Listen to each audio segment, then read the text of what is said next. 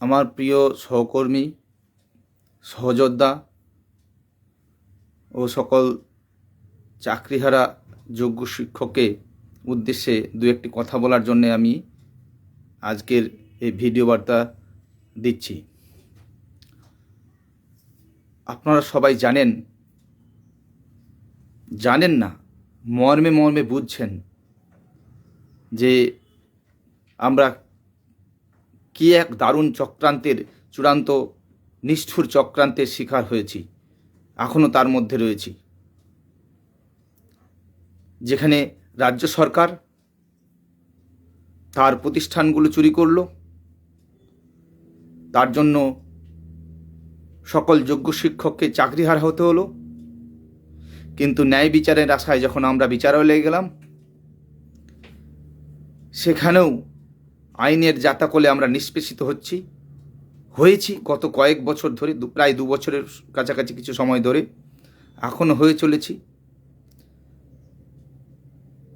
এবং মাঝে মাঝে একটা কথাই মনে হচ্ছে যে কেনই বাংলায় জন্মালাম, হয়তো অন্য কোথাও জন্মালে ভালো হতো।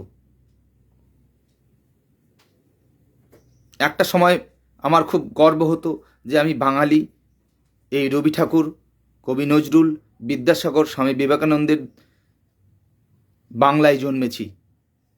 আজ কষ্ট হয়, বেদনা হয়, লজ্জা হয় যে কোন বাংলা, যেখানে শিক্ষকের চাকরি চুরি হয়ে যায় আর যোগ্য শিক্ষকদেরকে বিনা দোষে, বিনা অপরাধে শাস্তি পেতে হয়, তাদের জীবন জীবিকা অনিশ্চিত করে দেওয়া হয়। কিন্তু যারা অন্যায় করেছে, যারা চুরি করেছে, তাদের শাস্তি হোক। তার বিনিময়ে আমরা কি পেলাম? সবাই মিলে সেই অভিমন্যুর মতো যোগ্য শিক্ষকদের পেছনেই লেগেছে। যোগ্য শিক্ষকদের জীবন নষ্ট করে দেওয়ার, জীবিকা নষ্ট করে দেওয়া, তাদের পরিবারগুলোকে ধ্বংস করে দেওয়ার চেষ্টা করেছে। সেখানে সেই ষড়যন্ত্রে কেউ বাদ নেই। যেমন রাজ্য সরকার তার দায় এড়াতে পারে না, ভারতবর্ষের সর্বোচ্চ বিচার প্রণালী, ন্যায় প্রণালী, জুডিশিয়ারি সিস্টেম তার দায় এড়াতে পারে না। বাংলার জনগণ, বাংলার রাজনৈতিক দলগুলো তার দায় এড়াতে পারে না। এক শ্রেণীর আইনের ব্যবসায়ী, তারা দায় এড়াতে পারে না। তারা সত্যের প্রতিষ্ঠার থেকে নিজেদের পলিটিক্যাল, রাজনৈতিক ফায়দা তোলার চেষ্টা করছেন আমাদের জীবনের মূল্য দিয়ে, আমাদের জীবনের বিনিময়ে, আমাদের চাকরি কেড়ে নেওয়ার মাধ্যমে। আমরা আর পেরে উঠছি না এই অসম লড়াই। কি অসম লড়াই! জানি না কোন দিন আমরা হয়তো সুবল সোরেন হয়ে যাব, কোন দিন প্রশান্ত দাস হয়ে যাব। কষ্ট হয়, এই হাজার হাজার মানুষ, হাজার হাজার শিক্ষক, শিক্ষিকা, শিক্ষাকর্মী এক নিদারুণ চূড়ান্ত যন্ত্রণার মধ্য দিয়ে যাচ্ছে। এর শেষ কোথায় আমরা জানি না। আমরা পরীক্ষা চাইনি, আমরা পরীক্ষায় বসতে চাইনি। পরীক্ষা দেওয়া ব্যবস্থা বাধ্য করা হলেও আমরা চেয়েছিলাম আমাদের জন্য যাতে আলাদা পরীক্ষার ব্যবস্থা করা হয়। কিন্তু না, এক অসম লড়াইয়ের মধ্য দিয়ে আমাদেরকে, আমাদের ভাই, বন্ধু, আমাদের ছাত্রদের সঙ্গে লড়িয়ে দেওয়া হলো। এই লড়াইয়ে আমরা ক্লান্ত হয়ে উঠেছি। যেখানে আমাদের বিদ্যালয়ে থাকা উচিত, ছাত্রছাত্রীদের পড়াশুনো করানো উচিত, সেখানে আমরা মানসিকভাবে ভালো নেই, শুধু পাগলটুকু হতে বাকি রেখেছি। রাতে ঘুম নেই, খাওয়া নেই, পরিবারের বাচ্চাদের প্রতি আমাদের কোনো, আমরা তাদেরকে দেখতে পাচ্ছি না। পুরো পরিবারগুলো শেষ হয়ে যাচ্ছে। কিন্তু আমরা তবু শেষ লড়াইটা লড়তে চাই। তাই সবার উদ্দেশ্যে আমার এক বার্তা, যে লড়াইটা আমরা এতদিন ধরে সংঘবদ্ধভাবে, ঐক্যবদ্ধভাবে লড়ছি, সেই লড়াই অর্থ ছাড়া হয় না। তাই জন্য আমি সবার কাছে সবিনয়ে নিবেদন করছি, আবেদন করছি, এতদিন যেভাবে আমাদের পাশে ছিলেন, সবাই আমাদের পাশে এসে দাঁড়ান, আমাদেরকে আর্থিকভাবে সাহায্য করুন। আমাদের অর্থের সংকট চলছে, নাহলে যে অসম লড়াই আমরা লড়ছি, হাইকোর্ট, সুপ্রিম কোর্টে যে আইনি লড়াই আমরা দিনের পর দিন লড়ছি, আমাদেরকে বিভিন্ন কেসে জর্জরিত করা হচ্ছে, সেই লড়াই আমরা লড়তে পারবো না। তাই সবার উদ্দেশ্যে বলছি, আপনারা এগিয়ে আসুন, আপনারা আমাদেরকে অর্থ সাহায্য করুন।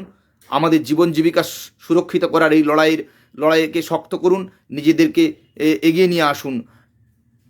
আমরা চাই সবাই আবার একসাথে স্কুলে ফিরে যেতে। সেই লড়াইকে বাঁচিয়ে রাখার জন্য, সেই লড়াইয়ে জয়লাভ করার জন্য, সেই লড়াইকে জারি রাখার জন্য আপনাদের একান্ত প্রয়োজন, আপনাদের সহযোগিতা একান্ত প্রয়োজন। আপনারা দয়া করে আর্থিকভাবে সাহায্য করুন।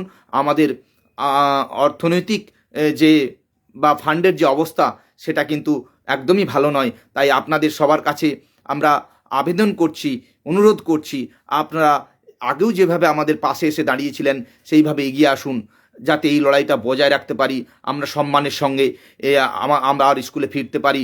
আর সবচেয়ে বেদনাদায়ক কি জানেন, আমরা বাংলার বিভিন্ন বা দেশের বিভিন্ন প্রতিষ্ঠান থেকে ভালো ভালো ছেলেমেয়েরা পড়াশুনো করেছে, একাধিক চাকরির অফার চাকরি পেয়েছে, অনেকে যায়নি সেখানে, এই চাকরি নিয়েছে, শিক্ষকতার চাকরি করবে বলে অন্য চাকরি ছেড়ে দিয়েছে।